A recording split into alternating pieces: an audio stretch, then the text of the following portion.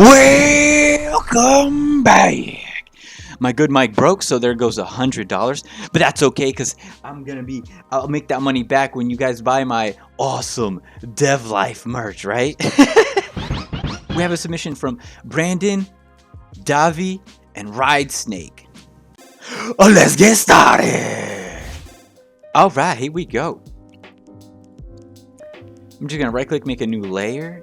And something that I like to do with grass edges, that's like the first thing that popped in my mind is like, oh, bro, you gotta do this. Go ahead and pick this brown, go a little darker. And something that I like to do is I like to put shading right under the grass, not too much, just a little bit. And what that'll do is it'll make it look like the grass is sticking up a little bit, you know, like it's sticking up a little bit, creating a shadow. Check this out. I'm gonna zoom out. And actually, you could probably just see it in the preview. But, would you look at that? Oh, yeah. Oh, man. Do you see the difference? It's kind of hard to see because I didn't do the whole thing. But, yeah, it looks good. All right, so then the next thing that I would do, I'm glad you didn't use a black outline on this grass. Because usually I do black outlines on stuff that's an object that the character runs into. So I'm glad that there's no black outline here on the grass. I'm going to give you props for that. I don't know if it was intentional or not.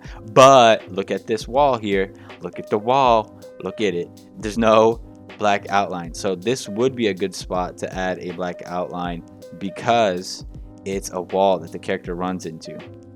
And you have the grass kind of going up the mountain. I wouldn't really do that. What I would do instead is I would actually have the rocks kind of like trickling down a little bit to have a better transition. Anyway, check this out. I'm gonna double click the layer, lower the opacity, and if we have a shadow, it's actually hard to tell. Check this out. If you ever draw something and you want to lengthen it, pro tip, that's what I would do. I would add some sort of shadow under that mountain, and it'll really make it look like it's taller. With the trees here, I think you did a great job with lighting. It looks like there's light coming from above. I do think it's kind of odd that there's like a dent here in the middle. The top of this tree should be super bright. I don't know why you thought that it should have a butthole. And then it looks very, very symmetrical. It looks like you literally just put the symmetry line over here in the middle and duplicated everything from one side to the other.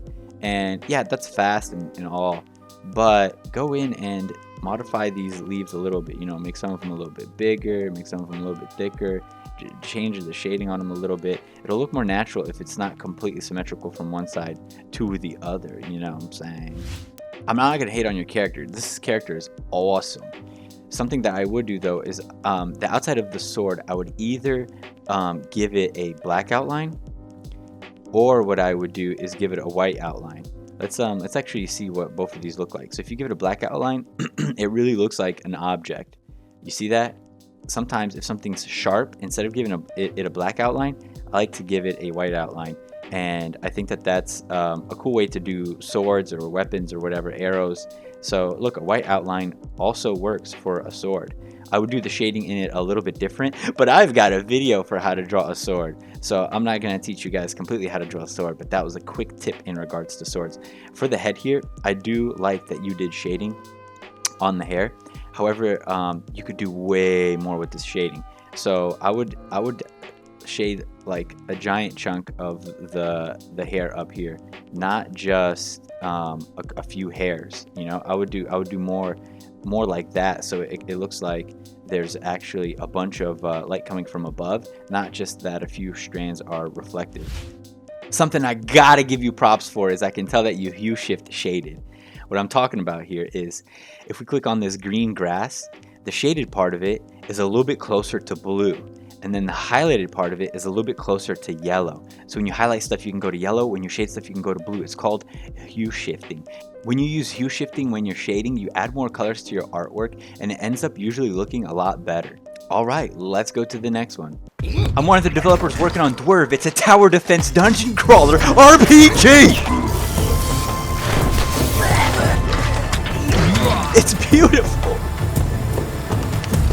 You can wish list it on Steam now, and please do, or I'll be poor forever. A backpack.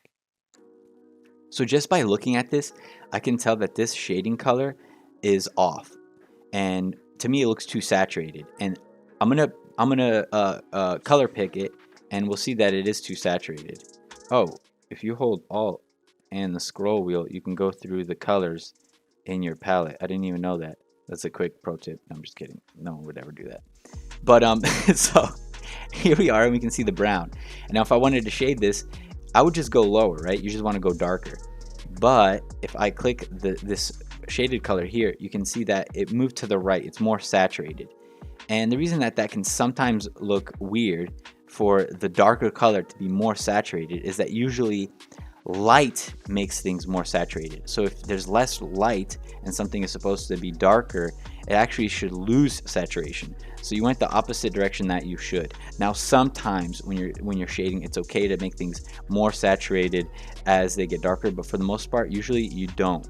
So for example, if we're here and now we want to shade this, we would either just go down or we would go down and left. Going down and to the right and increasing saturation is probably the wrong move. And there we go. So I think this is a better shading. Now I do notice you did crosshatch, and crosshatch is great for texture.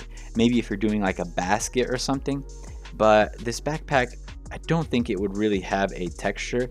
So I'm just gonna go ahead and remove your crosshatching for the shading. And I think that this solid shading will look better for the backpack. I'm gonna add a little bit of shading right here under this part, since it would be maybe it would have like a lip hanging over. And I know that this buckle gray is probably like a realistic color, like it would be gray, but it's hard to see. So maybe I would change this buckle to something like gold. You have to, you know, just so that it has some contrast and also cohesion with this. And if I did go with gray, I would pick a much brighter color, or I would somehow try to I don't know, whatever. Yeah, I'd go with a brighter color. And then I saw you trying to put a highlight on it, but you put the highlight near the bottom here. If I was highlighting this, what I would probably do is I would, well, I would shade the bottom a little bit like that, and then I would go to almost like white, because metal is reflective, right? And we want to establish this as metal. And I would just add a white dot here, maybe in the corner or somewhere in the middle, and I would create a reflection. I wouldn't just brighten this up. I would literally create almost like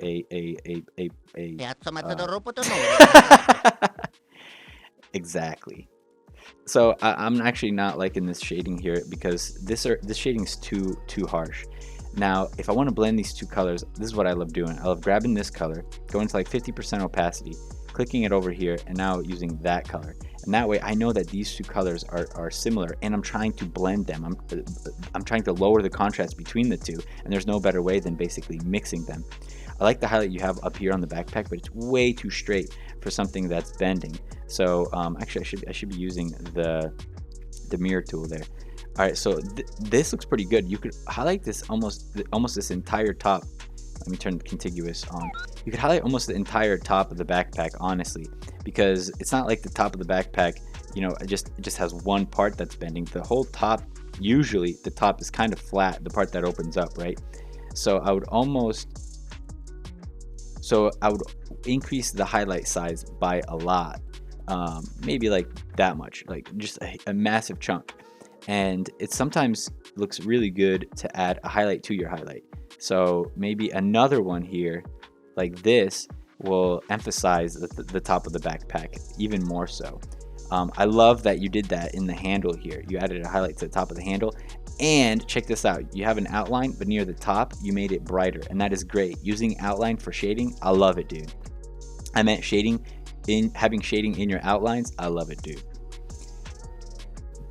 This part though should be a little bit darker. It starts getting way too close to the backpack color, so let's blend it. Let's go to 50% here, put that there, boom, bam, and now it pops more. It sticks out a little bit more. And if we wanted it to stick out even more, we could shade the sides here.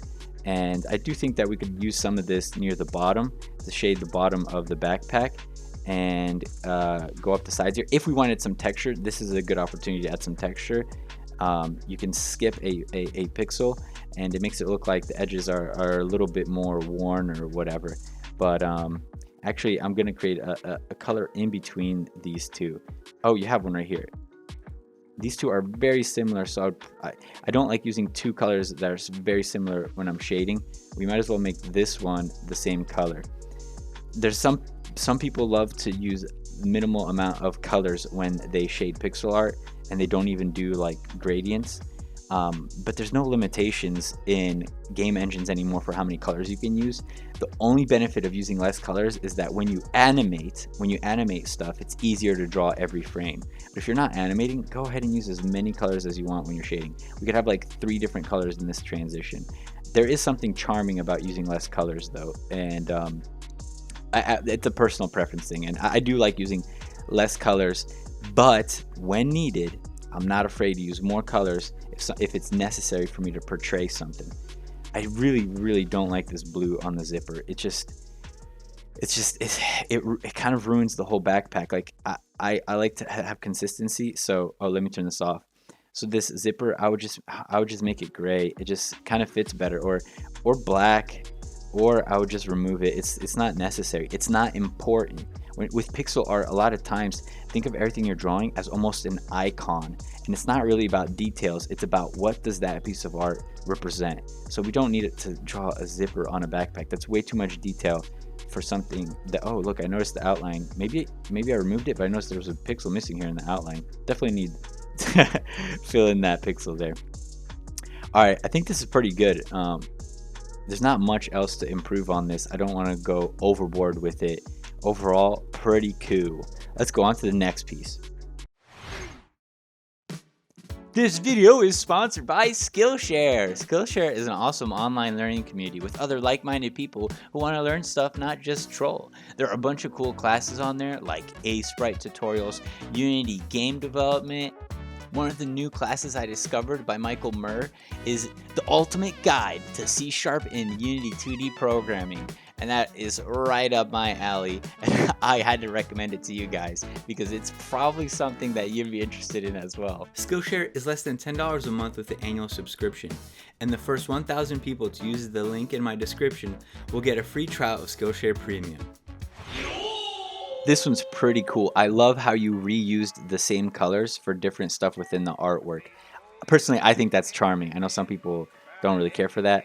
I like it though, so I'm gonna give you props for that.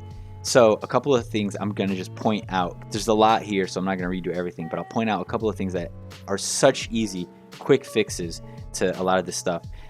See how you have outline almost everywhere? I think you're overdoing the outlines. So every single leaf here doesn't need an outline. You just need the outlines on the outside. So what I would do, let's say I'm gonna reuse some of the same colors that you have. What I would do is I would probably remove this color here. And if you don't want to create a new color, then I would use the blue there on the inside.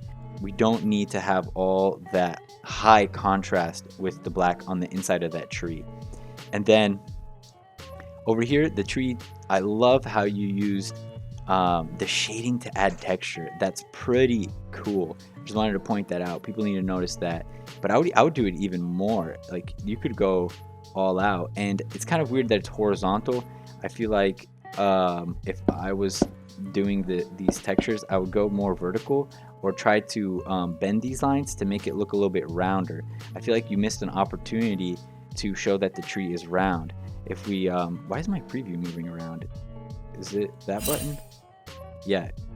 Hey, we figured out a new thing. That button locks your preview in. So I didn't even realize this whole time I had the preview moving around. So you see how I did it here and showed that the tree is round by bending the edges.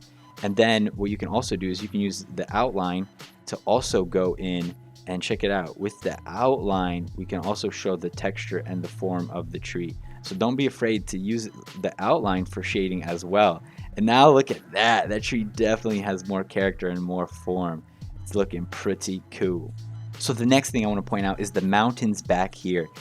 They look fine, but I also wouldn't go with such a dark outline. I would color this in. I feel like you have that color in other places. Let's see. I'm going to turn contiguous off. Color that in. No, you didn't. Okay, yeah. So this is what I would do with the mountains. Let's hit Control Z and check it out. You have an outline there, but it's too distracting. It's too messy. The background needs to not be in the foreground. And one way to tell between the background and the foreground is saturation and contrast. This is really important and super pro. But things in the background should have less contrast. So when I do that and I remove the outline from the mountains you have back there, it drastically decreases the contrast that you have back there, and it makes it look more like a background object. Also, if you're giving everything in the foreground an outline, a way to distinguish stuff in the background is by not giving stuff in the background an outline. If this right here is supposed to be some kind of fire, if it's like a torch or something like that, I wouldn't give it a black outline. I think that, oops, I think that what you need to do is you need to outline it just like what I did with the sword, where I outlined the sword with white. You can outline fire with your brightest color. So for example, that's what I would use as the outline. And I don't think you even need this color there. But let me try to hook this up a little bit more. Boom, boom, boom, boom, boom, boom, boom. So the part that's the hottest, like in the center with fire and with some other stuff, it's going to be white. You want to do white as the hottest, brightest part, you know? So put white into the center, and it'll end up looking more like a torch or a flame if it doesn't have an outline. I want to see your artwork in the next episode. So whatever you're drawing right now, send it to me on Twitter. What are you waiting for? And if you give me a shout out with your artwork, I'm gonna like and retweet that. Maybe I won't like it. Nice work, Yoshino. I'm gonna like it, I'm gonna retweet it, and I'm gonna comment, I'm gonna say, nice. If you want some free to use in your game pixel art assets, there's a link in the description to my itch page. Please follow me on there and you'll get notified when I update the sprite pack. If you guys made it this far, you're real MVPs. Now I want to show you something real cool. So Panic Pop's my clothing line, and the last tab here says free. And yes, I'm literally giving away a bunch of free shirts. Alright, link in the description. Enjoy. Adevla!